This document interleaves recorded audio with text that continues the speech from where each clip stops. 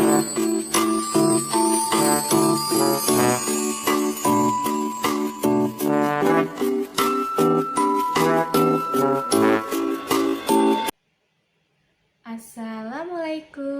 warahmatullahi wabarakatuh.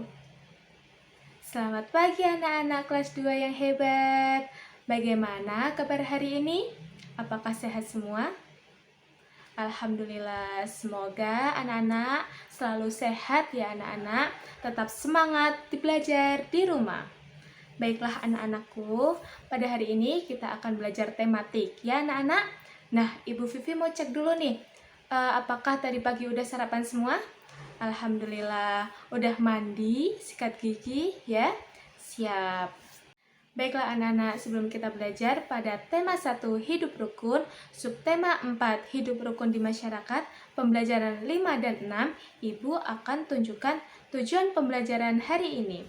Tujuan pembelajaran yang pertama adalah nanti anak-anak diharapkan bisa menyebutkan kalimat penolakan yang terdapat dalam teks cerita yang dengan sopan. Yang kedua, nanti anak-anak diharapkan dapat menunjukkan contoh pengamalan sila-sila Pancasila di masyarakat dengan tepat. Dan tujuan yang ketiga, diharapkan anak-anak nanti bisa membuat soal cerita yang mengandung penjumlahan dan pengurangan bilangan dengan benar. Nah, langsung saja ya anak-anak. Yang pertama, kita akan belajar tentang kalimat penolakan. Apa itu kalimat penolakan? Nah, kalimat penolakan adalah kalimat yang isinya menolak ajakan atau menolak pemberian sesuatu. Kalau kita menggunakan kalimat penolakan, itu berarti kita tidak menerima atau kita tidak mengabulkan permintaan orang lain, atau kita juga tidak setuju dengan pendapat yang diberikan orang lain.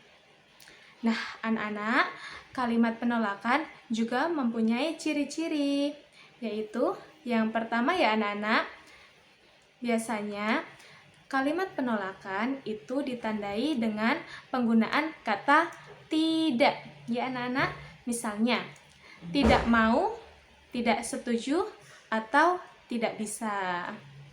Nah, ciri yang kedua itu selain kata tidak, kita juga bisa menambahkan kata lain seperti maaf, terima kasih, lain kali ya, dan lain-lain. Contoh kalimat penolakan anak-anak. Ini Ibu kasih ya. Contoh penolakan yang pertama. Maaf, aku tidak bisa ikut bermain karena harus menjaga adikku. Yang kedua, terima kasih, saya sudah kenyang. Yang ketiga, mohon maaf, saya tidak setuju dengan pendapat itu. Dan contoh yang keempat, mohon maaf, lain kali saja ya kita bermain. Hari ini aku tidak bisa bermain.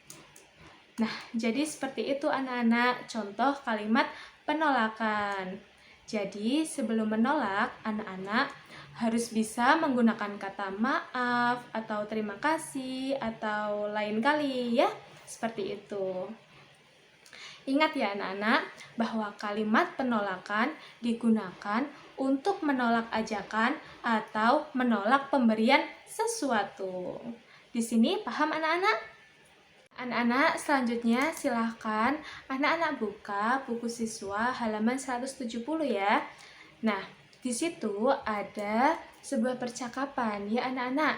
Di gambar tersebut ada seorang laki-laki yang sedang mengobrol. Kira-kira apa ya sedang mereka obrolkan? Mari kita lihat obrolan mereka. Made, ayo kita berolahraga bersama di lapangan. Maaf Din, kali ini aku tidak bisa berolahraga. Tidak apa-apa Made, apakah kamu akan pergi ke suatu tempat? Betul Din, aku akan mengunjungi paman bersama keluargaku. Baiklah, selamat bersenang-senang. Terima kasih Udin. Nah anak-anak, ada beberapa pertanyaan yang harus anak-anak jawab di buku tema anak-anak ya.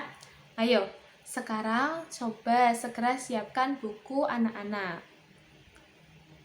Nah, pertanyaan yang pertama di sini, siapa yang mengajak berolahraga pada percakapan tadi? Pertanyaan yang kedua, apa maksud ajakan tersebut? Pertanyaan yang ketiga, siapa yang menolak ajakan? Yang keempat, mengapa ia menolak ajakan tersebut? Dan yang terakhir, tuliskan kalimat penolakan yang diucapkan. Baiklah anak-anak, silahkan nanti anak-anak dijawab di buku tulis anak-anak ya. Mari kita lanjutkan di pembelajaran selanjutnya. Di sini Ibu mempunyai sebuah bacaan yang berjudul Olahraga Bersama. Anak-anak juga bisa menyimak di buku ya. Ibu akan membacakannya. Mari kita simak bareng-bareng ya. Warga di sekitar rumahku akan berolahraga bersama. Kegiatan tersebut dilakukan di lapangan. Di perjalanan menuju lapangan, aku bertemu Made. Aku mengajak Made untuk ikut berolahraga. Namun, Made tidak bisa ikut. Made akan mengunjungi pamannya. Tiba di lapangan, sudah banyak anak yang berkumpul. Mereka sedang melakukan pemanasan. Kami berolahraga dengan kompak. Kami senang berolahraga bersama. Nah, anak-anak, dari bacaan tersebut, kita bisa mengetahui bahwa siapa yang menolak ujakan Udin. Ya, benar sekali ya anak-anak. Yang menolak ajakan Udin adalah Made. Lalu, kita juga bisa membuat contoh kalimat penolakan yang sebaiknya diucapkan oleh teman Udin. Maafkan aku, Made.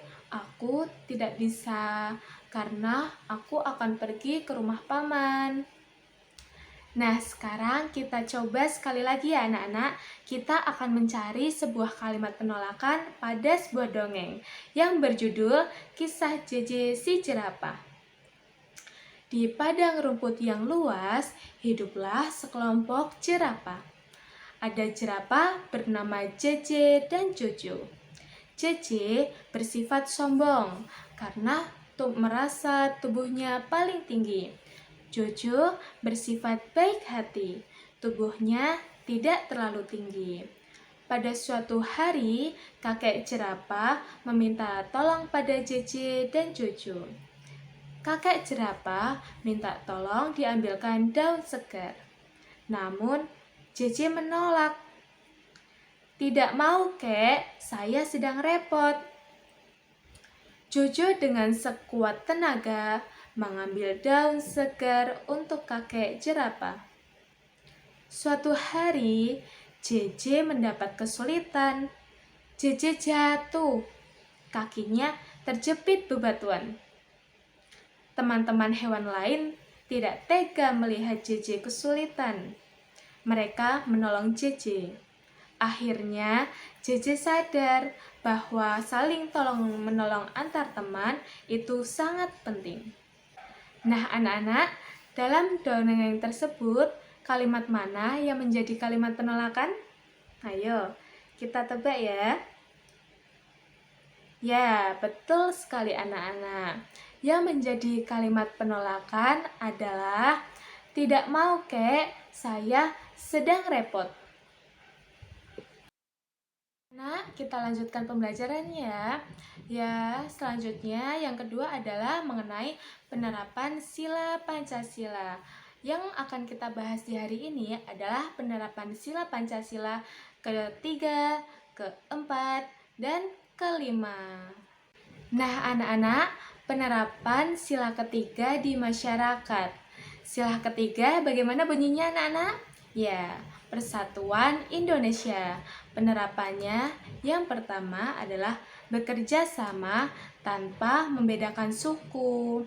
Yang kedua, bekerja sama menjaga keamanan di lingkungan sekitar. Yang ketiga, berteman dengan teman dari berbagai suku di Indonesia. Nah, selanjutnya kita lanjutkan ke penerapan sila keempat di masyarakat. Sila keempat bunyi seperti apa, anak-anak? Ya, sila keempat berbunyi kerakyatan yang dipimpin oleh hikmat, kebijaksanaan dalam permusyawaratan perwakilan. Nah, untuk penerapannya, yang pertama, menghormati pendapat orang lain saat rapat RT. Yang kedua, menerima keputusan hasil pemilihan ketua RT. Yang ketiga, memberikan pendapat saat berdiskusi. Ya, anak-anak sudah paham? Ya, kita lanjutkan.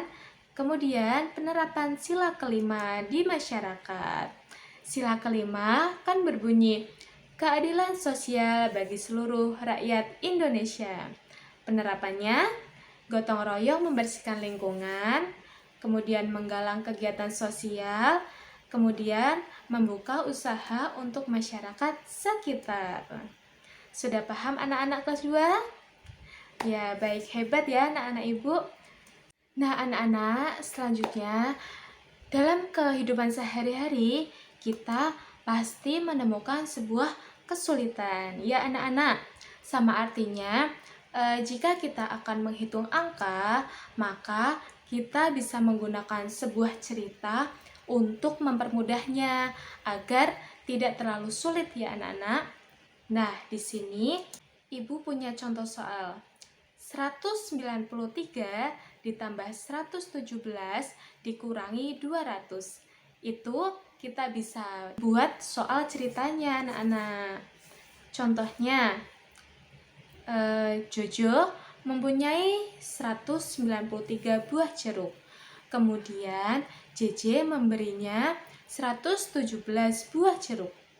Lalu Jojo membagikan jeruk itu sebanyak 200 buah kepada kakek jerapah.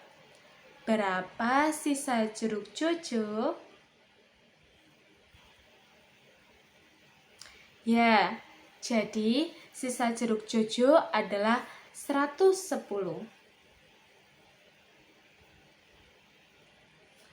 Nah, anak-anak, di sini Ibu ada tugas kepada anak-anak untuk dikerjakan di buku tugas ya anak-anak, untuk dikerjakan di rumah. Yang pertama, buatlah contoh pengamalan Pancasila sila ketiga, 4, dan 5. Yang kedua, buatlah 2 contoh kalimat penolakan. Yang ketiga, buatlah soal cerita dari bilangan 300 dikurangi 123 ditambah 105. Sekian pembelajaran yang dapat Ibu sampaikan. Semoga bermanfaat, tetap semangat, dan selalu jaga kesehatan. Wassalamualaikum warahmatullahi wabarakatuh.